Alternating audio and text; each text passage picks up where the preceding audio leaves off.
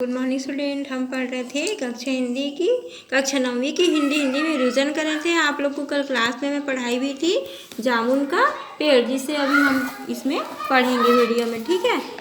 यहाँ ये आए थे, सुपरिटेंडेंट अंडर सेक्रेटरी के पास गया, अंडर सेक्रेटरी डिप्टी सेक्रेटरी के पास गया, डिप्टी सेक्रेटरी ज्वाइंट सेक्रेटरी के पास। देखिए, कार्यालय के बाहर जामुन का बहुत बड़ा पेड़ था, वो गिर चुका था। गिरने के बाद उसे बताने के लिए कौन कहाँ कहाँ गए वही बताया गया। जैसे ज्वाइंट सेक्रेटरी चीफ सेक्रेटरी के पास गया, चीफ सेक्रेटरी मिनिस्टर के पास गया और मिनिस्टर ने चीफ सेक्रेटरी से कुछ कहा, चीफ सेक्रेटरी ने ज्वाइंट सेक्रेटरी से कुछ कहा, ज्वाइंट सेक्रेटरी ने डिप्टी सेक्रेटरी से कहा, डिप्टी सेक्रेटरी ने अंडर सेक्रेटरी से कहा। फाइल चलती रही, इसी में आधा दिन बीत गया। देखो, एक दूसरे तक बात पहुंचाते पहुंचाते क्या हो गया, दिन का जो समय था वो आधा बीत चुका था। दोपहर के खाने पर दबे आदमी के चारों ओर बहुत भीड़ हो गई थी। लोग तरह तरह की बातें कर रहे थे। कुछ मानने वाले क्लर्कों ने समस्या को खुद ही सुलझाना चाहा।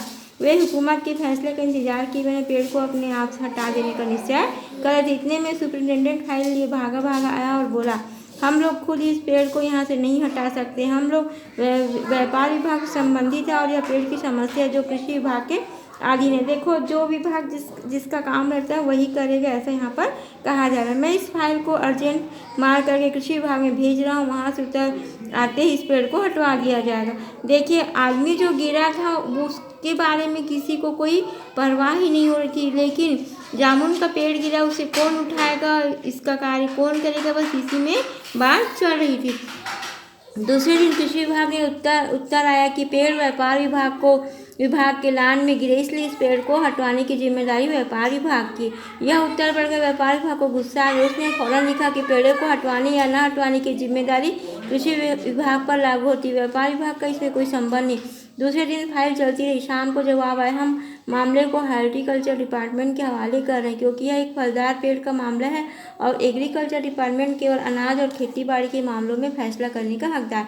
जामुन का पेड़ एक फलदार पेड़ है, इसलिए यह पेड़ हॉर्टिकल्चर डिपार्टमेंट के अंतर्गत आता है। रात को माली ने दबे हुए आदमी को दाल भात खिलाया। यद्यपि लाइन की चारों तरफ पुलिस का पहरा था। देखो, माली जो दबा था उसको उठाने की बात तो कोई कर ही नहीं रहा था, लेकिन रात को मतलब जो व्यक्ति दबा था उसकी कोई बात ही नहीं कर रहा था, परंतु माली ने क्या किया, उस आदमी को दाल भात खिलाया और पुलिस का क्या था, चारों ओर पहरा था। कई लोग कानून को अपने हाथ में लेकर पेड़ को खुद ही हटवाने की कोशिश न करें, मगर एक पुलिस कांस्टेबल को दया आ गई। उसने माली को दबे हुए आदमी को खाना खिलाने की इजाज़त दे दी। माली ने दबे हुए आदमी से कहा, तुम्हारी फाइल चल रही, आशा है कल तक फैसला हो जाएगा। दबा हुआ आदमी कुछ नहीं बोला। माली ने पेड़ के तने को ध्यान से देखकर, अच्छा हुआ कि तना तुम्हारे कुल्हे पर गिरा, अगर कमर पर गिरता तो रीढ़ की हड्डी टूट जाती। दबा हुआ आदमी फिर कुछ नहीं बोला। माली ने फिर कहा, तुम्हारा यहाँ कोई वारिस है जो है तो मुझे उसका अता पता बताओ, मैं उन्हें खबर देने की कोशिश करूँगा। मैं लावारिस हूँ, दबे हुए आदमी ने बड़ी मुश्किल से कहा। माली खेद करते वहाँ से हट गया। तीसरे दिन हॉर्टिकल्चर डिपार्टमेंट का जवाब आ गया। बड़ा कड़ा जवाब था और व्यंग्यपूर्ण। हॉर्टिकल्चर डिपार्टमेंट का सेक्रेटरी साहित्य प्रेमी आदमी जान पड़ता था। उसने लिखा था, आश्चर्य है, इस समय जब हम पेड़ लगाओ इसकी ऊंचे स्तर पर चला रहे हैं, हमारे देश में ऐसे सरकारी अफसर मौजूद हैं जो पेड़ों को काटने का सुझाव देते हैं, और वह एक फलदार पेड़ को, वह भी जामुन के पेड़ को, जिसके फल जनता बड़े चाव से खाती है। हमारा विभाग किसी हालत में इस फलदार वृक्ष को काटने की इजाज़त नहीं दे सकता।